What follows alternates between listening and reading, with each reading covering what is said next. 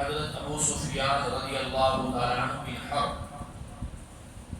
حضرت ابو سفیان رضی اللہ تعالیٰ عنہ کا نام صخر تھا۔ حضور اکرم صلی اللہ علیہ وسلم کی نبوت سے 50 سال پہلے پیدا ہوئے۔ آپ صلی اللہ علیہ وسلم سے وہ عمر میں 10 سال بڑے تھے۔ مسلمان ہونے سے قبل وہ حضور اکرم صلی اللہ علیہ وسلم اور اسلام کے بڑے دشمن تھے۔ کئی مرتبہ مسلمانوں کے خلاف جنگ کی، جنگ کے احد میں کفار کی قیادت کی، لیکن آپ صلی اللہ علیہ وسلم کی بیٹی ام حبیبہ رضی اللہ تعالیٰ عنہ شروع میں ہی مسلمان ہو گئی تھی اور اپنے شوہر کے ساتھ حبشہ ہجرت کر گئی تھی۔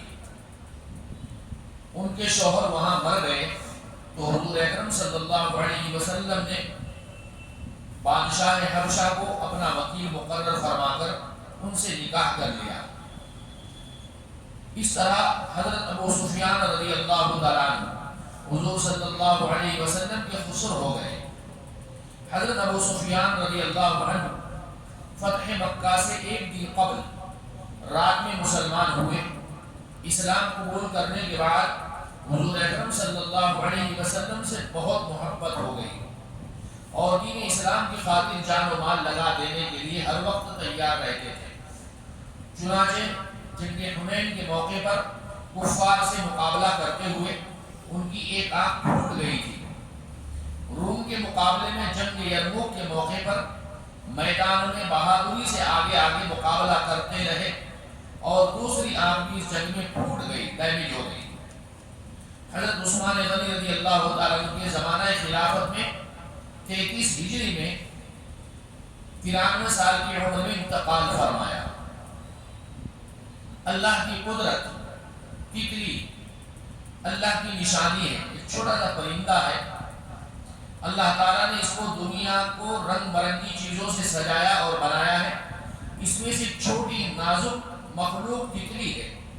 تتلی دن بھر باغوں، باغیچوں اور پھلواری کے پھولوں کے آس پاس منڈلاتی رہتی ہے اور اس کے رس چوس کر اپنا پیٹ بھرتی ہے۔ اس کے بدن پر اتنے خوبصورت پر ہوتے ہیں کہ جیسے کسی ماہر تصویر بنانے والے نے ان پر رنگ برنگی تصویریں بنائی ہوں۔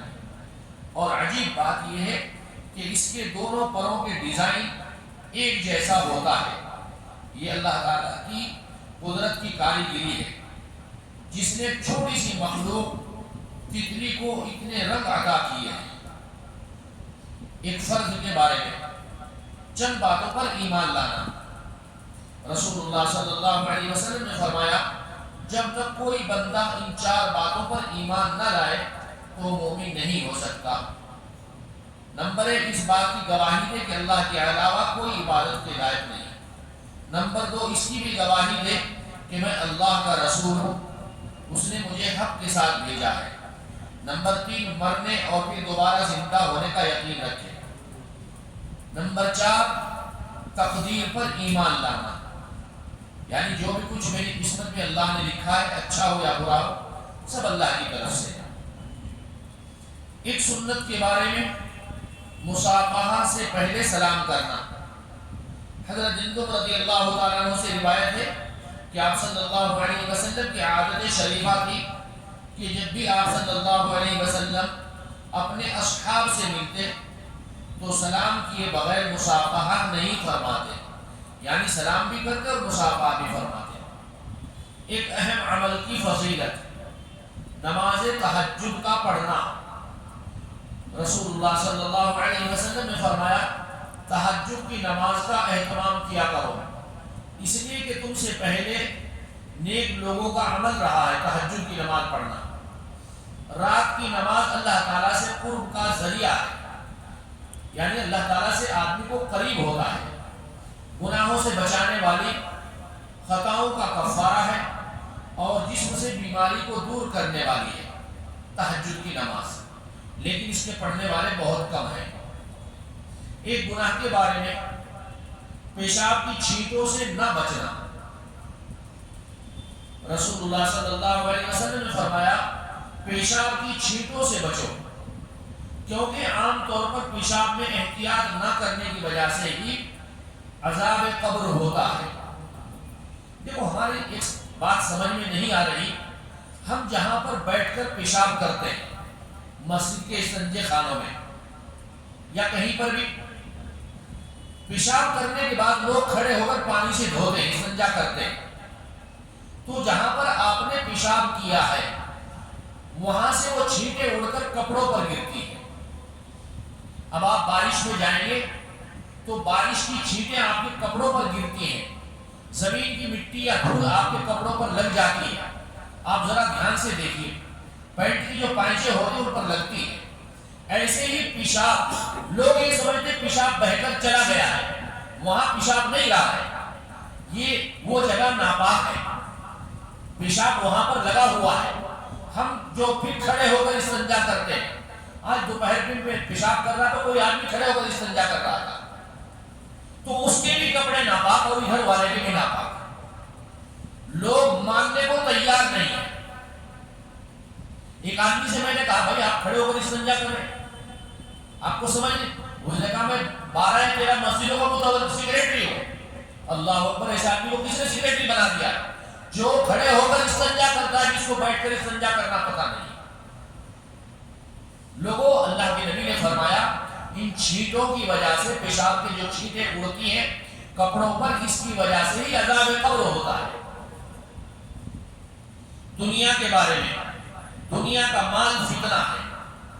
رسول اللہ صلی اللہ علیہ وسلم نے فرمایا ہر امت کے لیے ایک فتنہ ہوتا ہے اور میری امت کا فتنہ مال ہے۔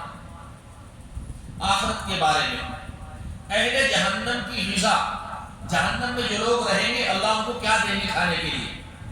قرآن میں اللہ تعالیٰ فرماتے ہیں ہم نے زقوم کا درخت، زقوم جو ہے جہنم کے اندر ایک پیڑ ہوگا، قرآن کریم کے آپ 25ویں پارے میں پڑھتے ہیں ان شجرۃ الزقوم، اور سورہ غاشیہ کے اندر بھی لکھا ہے وہ اتنا کڑوا پھل ہوگا کہ حلق سے نیچے نہیں اترے گا، کانٹے دار ہوگا۔